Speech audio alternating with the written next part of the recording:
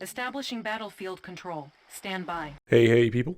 Stolen intro here. Do you enjoy the current timeline? Or do you wish things could be better? Well, Command & Conquer Red Alert 2 answers what would happen if Kanye went back in time to give our boy an art scholarship. Red Alert 2 is an RTS game with a story revolving around the Soviet Union rising to ultimate power and successfully invading several other countries, which also technically makes it a fantasy game. You can play through two distinct campaigns following either the Allies as the commander or the Soviet as Comrade General. The Soviets make up the main enemy of the Allied campaign and also the Soviet campaign. Despite Red Alert 2 being set in an alternative timeline, if you are familiar with history, there are several lessons you can recall which will help you in completing your missions. For example, yes, additional AA defense really would have helped me in defending the Twin Towers. One of the most important missions takes you to Chicago, where the Russians have invaded. Here we are introduced to the city, and here is the city after the invasion. Your mission? Stop the Soviets from using their PSYOPs mind control e-girls from infecting the country. You do this by delivering the CIA's cease and desist for copyright infringement. After delivering the notice, the Soviet commander, thankful for removing cringe tactics from his forces, nukes the city, which is taken by the Allies as the first steps on the peace negotiations. But sadly this doesn't last, due to an ongoing disagreement of which primary color is the coolest. Overall, the two campaigns are pretty good, but I think the Allied one is superior. However, there's something that always draws me back to the Soviets.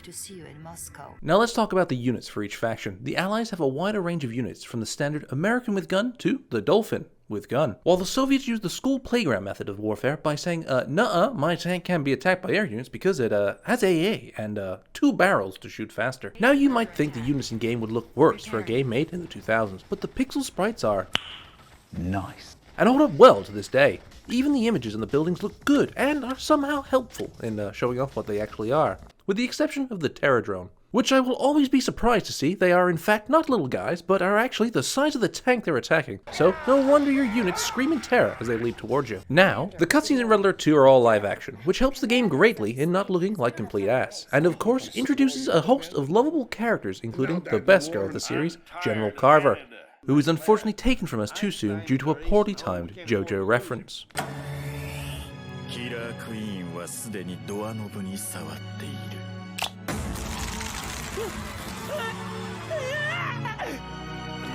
Despite being made over 20 years ago, this is still an EA game, and still manages to be riddled with bugs. Hell, I'm sure if your PC was made just before the collapse of the actual Soviet Union, you'd still have a better time running it than me.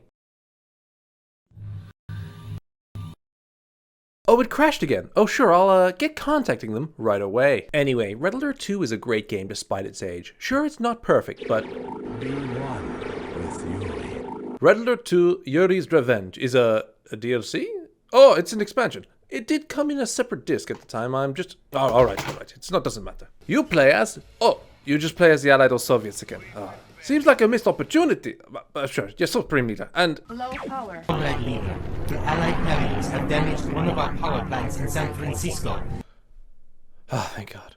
Right, Yuri's Revenge includes 8 missions each for the Soviets and Allies. Canonically, the Allies win the war in Red Alert 2, and despite this, they managed to miss several giant structures, assumedly built by the Russians. Thankfully, the Japanese Allied detachment is just offshore and quickly springs into action using their advanced tactics to shut down the mind control device.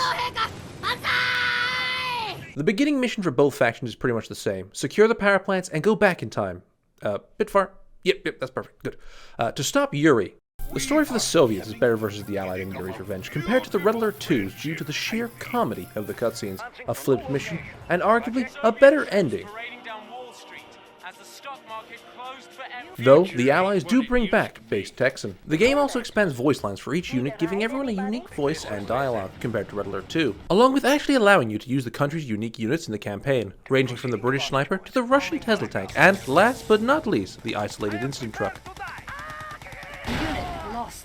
Now you may be asking yourself, what about Yuri's faction? Well, Yuri can go fuck himself. His army consists heavily of mind control units, which yes, that is as annoying as it sounds. And for some reason, Anna from Overwatch with her Pfizer-issued vaccine rifle. Now if you play Soviets, you get the Afghanistan simulator on Mission 5, where your units must navigate Takeshi's castle while simultaneously storming the beaches of Normandy. And when you eventually manage to start winning, Yuri deploys his super weapon by crashing the game before I can save. Another thing, why is the game called Yuri's Revenge? In the Soviet campaign, he betrays you and the Soviets. In the canonical Allied campaign, you don't actually meet the guy. So technically, the game should be called Yuri's Preemptive Strike, or Yuri's Dick Move. Sadly, Westwood hasn't gotten back to me on my creative suggestions. Last but but not least, multiplayer. That's right, I'm not joking. The game actually has an active player base, and some mad lad is even doing tournaments monthly, where you can win money. So, using CNCnet, you can join games with your friends and build bases against other foes, or if you're awful like me and my friend, play against the AI. Now, you may be asking, what's my preferred faction? Well, it's Soviets, because I'm a big believer in nuclear power.